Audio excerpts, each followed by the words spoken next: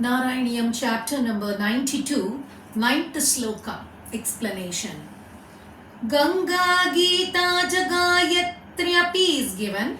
Make it as Gayatri and slash api Tulasika slash Gopika Chandanam tat Salagrama bhi puja bhi is punched.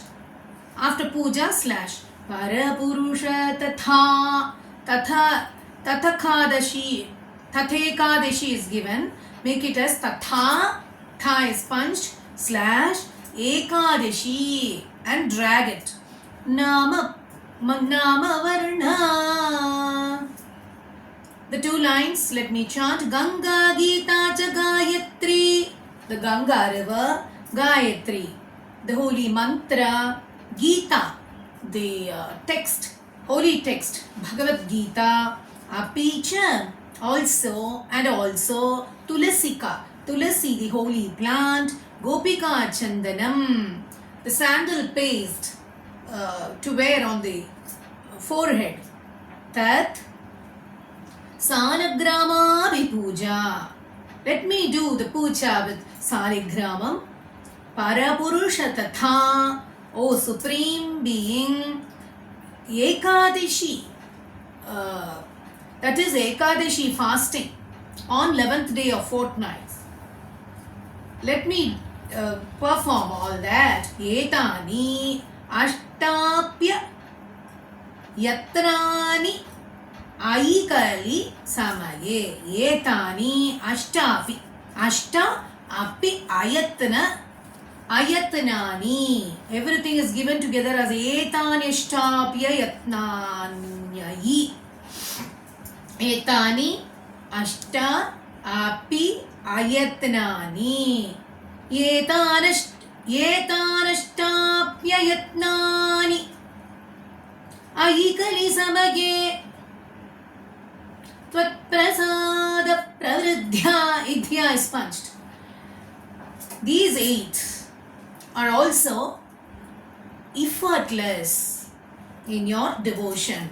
O Lord, effortlessly I can pray with the Ganga Gita, the Ganga Gita, Gayatri, Tulasi, Chandana, Gopika Chandan, Salagrama Puja, then Ekadashi Vratam and chanting of thy name, Nama Varana, thy chanting thy namas.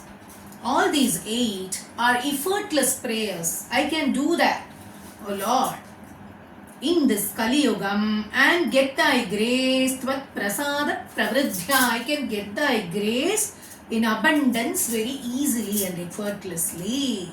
Kshipram Mukti Pradaniti. Pradaniti Abhi is given. Abhidadhu. Pradaniti. Make it as Pradaniti, Abhi, slash and Abhi. Put right separately Abhidadhu. Dhu is punched. Rushayas, Teshu, Mam, slash and drag. Sajjaye, Tha. Tha is punched. Kshipram Mukti Pradaniti quickly gives liberation. Iti, thus. Abhidathu Rushaya, thus sages have clearly stated, Teshumam Sajjayetha, in these 8, Teshu, in those 8, that is Ganga, Gita, Gayatri, Tulasi, Gopika Chandana, Salagrama Puja, Ekadeshi, and thy Nama chanting. In all these things, make me completely devoted, is the meaning. Let's chant this. Ganga Gita Jagayatri Apicha Tulasika Gopika Chandanam tat Salagrama Bhipuja Parapurusha Tatha Ekadashi Nama Varna Etanashtapya Yatnani Aikali Samaye Tvatprasada Pravridhya Kshipram Mukti Pradaniti Abhidadhurushayas Teshumam Sajjayetha. The next sloka. Devarshinaam Pitrunam Deva, gods, Rishi, sages, Pitrunam, ancestors. Abhina Punaruni. They also were devotees. If they were devotees, to thy devotion, they will not be, or they will not become, they will not be Runi means debtor. They will not ask loans for anything, for money. They will not go and ask anything to anybody, debtor. Kinkaro, servants. They will not be servants of anyone else than you. Only to you they will be servants. Kinkaro vasa bhuman. Oh, you Lord of universe, Bhuman. On supreme being. Yo sau, yo asau, sarvatmana tvam. Whoever wholeheartedly has taken refuge in thee. Sharanam upagata. Thy feet, refuge in thy feet. Whoever, yosau sarvatmana tvam. Thou is the Atma in all the beings. Whoever takes refuge in thee.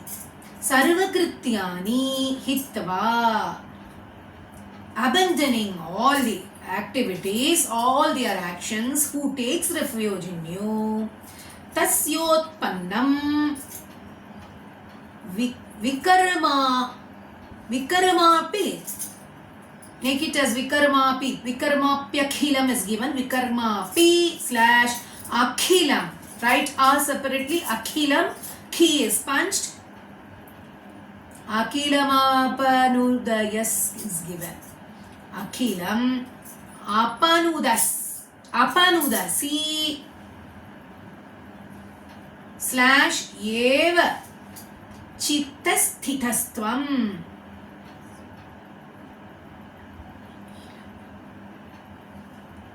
Eva Chittasthitastvam. Sthi is punched. And the second line / will be Yosau Sarvatmana Tvam / Sharanam Upagata. Sharanam Upagata is Sharanam Upagata. Sarvakritya. Drag there. Krityani hitva. Tasyotpannam vikarmapi. Even if a devotee has to abandon everything, all his activities, and take refuge in thee. Even if he had done mistakes also, misdeeds also. Appanudasi eva chittasthitastvam. All his misdeeds are all destroyed. All his sins are destroyed.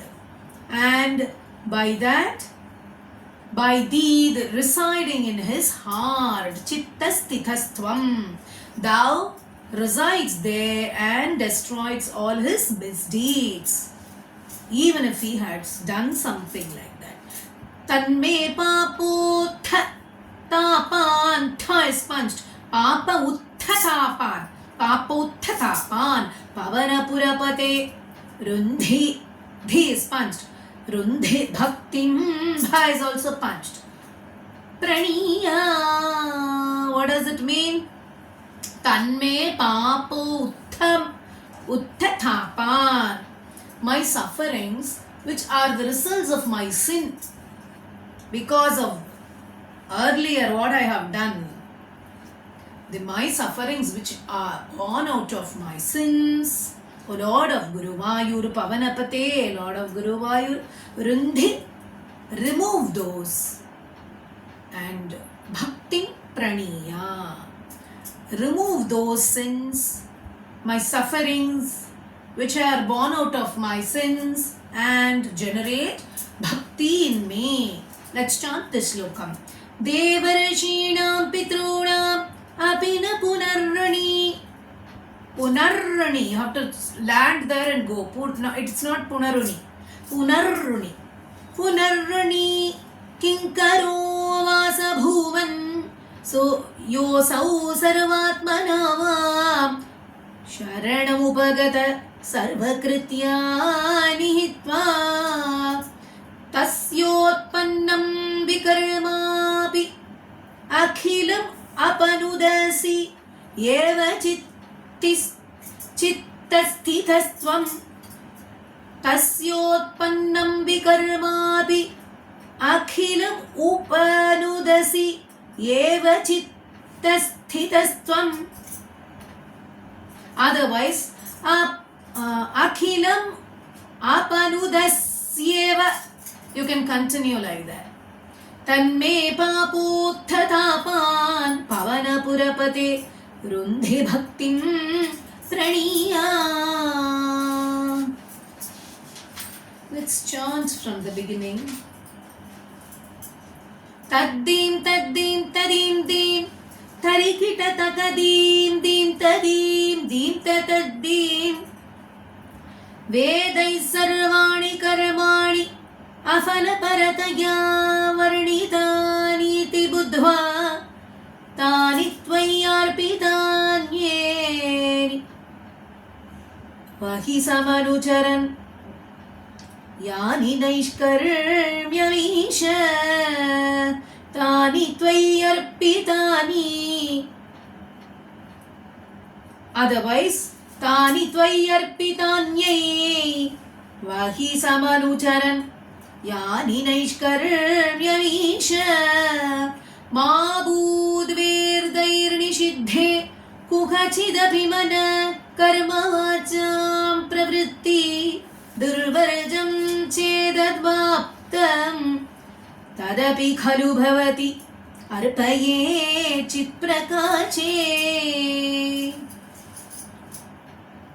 यस्त्वन्यः कर्मयोगस्तव भजनमयस्तत्र चाभीष्टमूर्तिं हृद्यां सत्त्वैकरूपां दृशति हृदि मृदि क्वापि वा भावयित्वा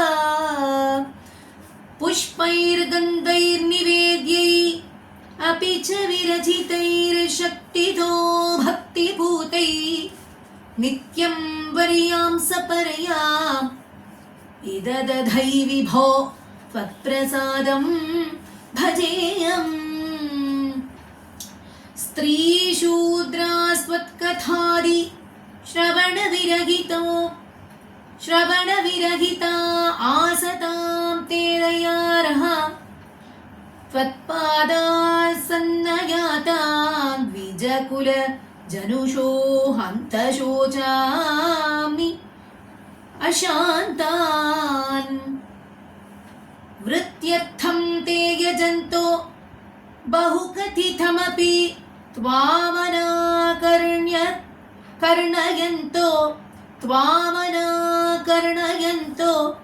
दृप्ता विद्याभिजात्यै किमु न विदधते तादृशं मा कृता माम्.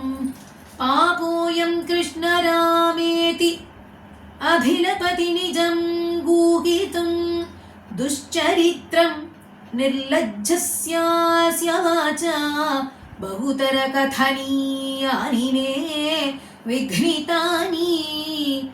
भ्राता मे वन्ध्यशीलो भजति किल सदा विष्णुमित्थं बुधांस्ते निन्दन्त्युच्चैर्हसन्ति त्वयि निहितमतींस् तादृशं मा कृथा माम्.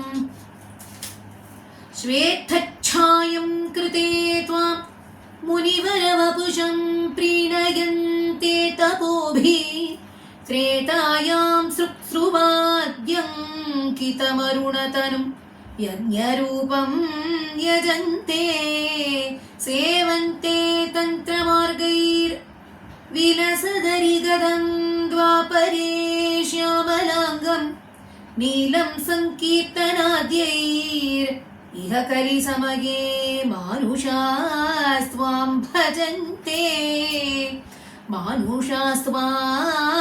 भजन्ते सोऽयं काले यकालो जयति मुररिपो यत्र सङ्कीर्तनाद्यै निर्यत्नैरेव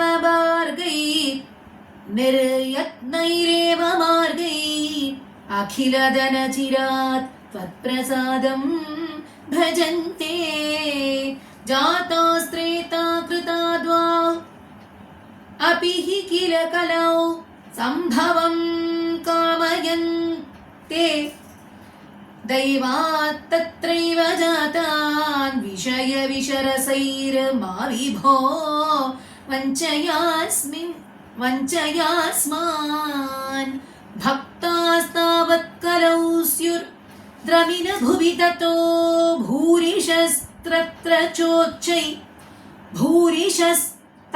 चोच्चै कावेरीं ताम्रपर्णीम् अनुकिल कृतमालां च पुण्यां प्रतीचीं हामामप्येतदन्तर्भवमपि च विभो किञ्चित् अञ्चद्रसं त्वयि आशापाशैर्निबध्य भ्रमयन भगवन् पूरय त्वन्निषेवां दृष्ट्वा धर्मद्रुहं तं कलिमपकरुणं परीक्षित् हन्तुं व्याकृष्टसखड्गो विनविनीतवान् सारवेधी गुणांशात् हन्तुं व्याकृष्टखड्गो विनविनीतवान् सारवेदी गुणांशात् त्वत्सेवाद्याशु सिद्ध्येत् त्वत्सेवाद्याशु सिद्ध्येत् अधिगन तत्तथा त्वत्परे चैष भीरु त्वत्सेवाद्याशु